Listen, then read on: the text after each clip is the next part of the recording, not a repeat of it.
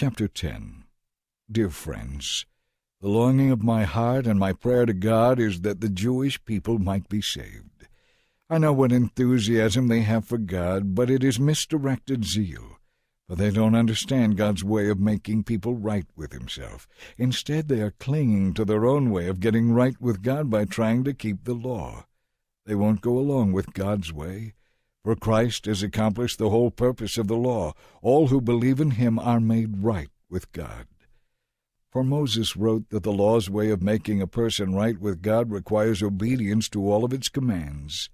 But the way of getting right with God through faith says you don't need to go to heaven to find Christ and bring him down to help you. And it says you don't need to go to the place of the dead to bring Christ back to life again. Salvation that comes from trusting Christ, which is the message we preach, is already within easy reach. In fact, the Scriptures say the message is close at hand. It is on your lips and in your heart. For if you confess with your mouth that Jesus is Lord and believe in your heart that God raised him from the dead, you will be saved.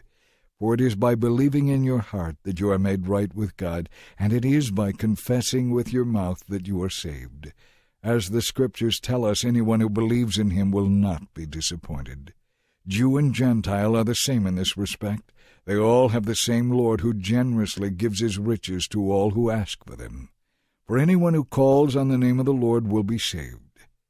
But how can they call on him to save them unless they believe in him? And how can they believe in him if they have never heard about him? And how can they hear about him unless someone tells them? And how will anyone go and tell them without being sent? That is what the Scriptures mean when they say, "How beautiful are the feet of those who bring good news."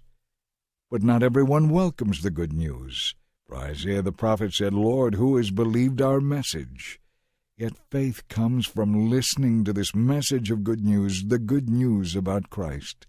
But what about the Jews? Have they actually heard the message? Yes, they have. The message of God's creation has gone out to everyone, and its words to all the world. But did the people of Israel really understand? Yes, they did, for even in the time of Moses, God had said, "I will rouse your jealousy by blessing other nations. I will make you angry by blessing the foolish Gentiles." And later Isaiah spoke boldly for God, "I was found by people who were not looking for me. I showed myself to those who were not asking for me." But regarding Israel, God said, "All day long I opened my arms to them, but they kept disobeying me and arguing with me.